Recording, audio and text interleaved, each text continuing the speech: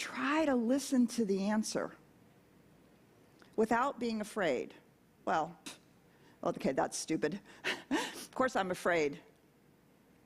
Without being uncertain. That's just as stupid. Of course I'm uncertain. But without letting those things get in the way. Finding my way through them.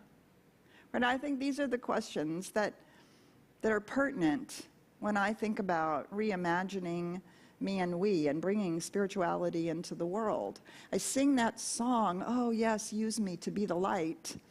And it's safer to be the light on my meditation cushion when I'm doing a spiritual mind treatment for the humanity awakening.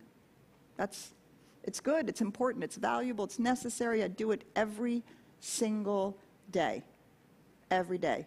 Because my spiritual mind treatment is not conditioned on anybody else's, or on anybody else's thoughts or beliefs or ideas, because that is the word of Spirit being spoken as me. And that's true for you too, when you speak the word. When you do your spiritual mind treatment and your spiritual work around spiritual awakening, you and Spirit are a majority. And you are making a difference. And it's important. And then there's the place where our spiritual work meets the world. And we are wandering around in the world. And we are engaged with what the world is doing. I don't know about you, how many of you with partners and kids and family members, and you think, what in the world are you doing? Right? And so what I noticed in the last number of years is that I've done a lot of shaking of my head. I just don't even believe it. How is this possible? Aren't we in the 21st century already? Haven't we learned these lessons? And do you know that shaking my head and asking those questions doesn't do anything? And it's part of the way in which I don't engage, because I think somehow it's going to magically get better. But it's only going to get better if I'm willing to work at it. If I'm willing to work at it in consciousness, I'm willing to work at it in our community, I'm willing to work at it out in the world, in whatever ways seem right and truthful and appropriate for me, for you, how you decide to engage. Oh, wait a minute, my slides are out of order. Uh-oh. I'm going to skip forward, Joseph, don't follow. We're going to... Oh man, wait a minute. I've missed a slide. Oh, there we go. We're going to this slide. So what I do when I start trying to find a place to stand. No, let me say that again. When I start trying to figure out what in the world is going on and where am I going to find a place to stand, I start with my spirituality. And then I look for a framework that helps me understand what might be going on. This is a framework some of you have heard me talk about in the past. This is called Spiral Dynamics. It's written and created by a man named Don Beck, who is a friend of this community. He's actually been here a number of times, many years ago. And this is a product of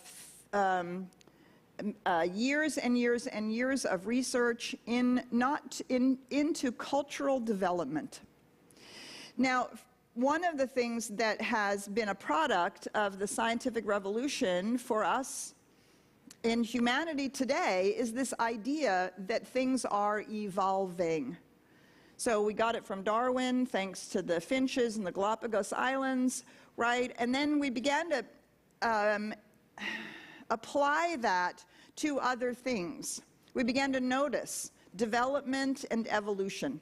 So people like Erickson and Piaget, they talked about it, about the human being, the evolutionary or developmental project that we as human beings have at every stage of our development.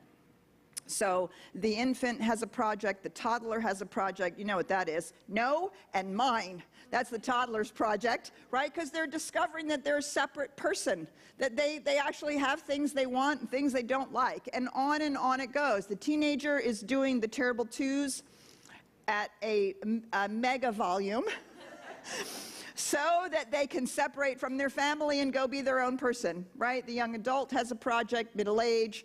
There's a project of development, right? I discovered the other day that, wow, I might just really have to own my wise woman. I think that I have passed over into crone. Yes, right? Like, wow, that's like a whole nother point of view, and my project is different now. So the same thing is true about cultures. About societies and cultures. They have given some sense of this developmental project to societies and cultures and people within societies and cultures. It's not a necessarily one-size-fits-all. It's not necessarily exactly the same in a culture, right? And even in our culture here at CSL Dallas, we're not necessarily all on the same place in our spiritual development and our personal development. So spiral dynamics tries to give some language to this framework, and it is intended, just like we teach in the science of mind, to be an upward spiral of ever-expanding evolution. And it is the evolution of cultural consciousness. And so if you start at the bottom, instinctive, right? This is where we're in survival mode. We're just trying to get our lives taken care of, right? And that's the worldview where nothing else matters but food and clothing and shelter. And if you think of the number of refugees that we have in the world today, most of them, unfortunately, have come back to this point in their lives. The worldview is simply food, water, and shelter. As we start moving up the spiral, the next piece is that group consciousness, animistic, tribal consciousness, and then we move up to the dominant consciousness, which is power, my personal power. And we see that in the feudal societies. We see that in the cultures where there is a strong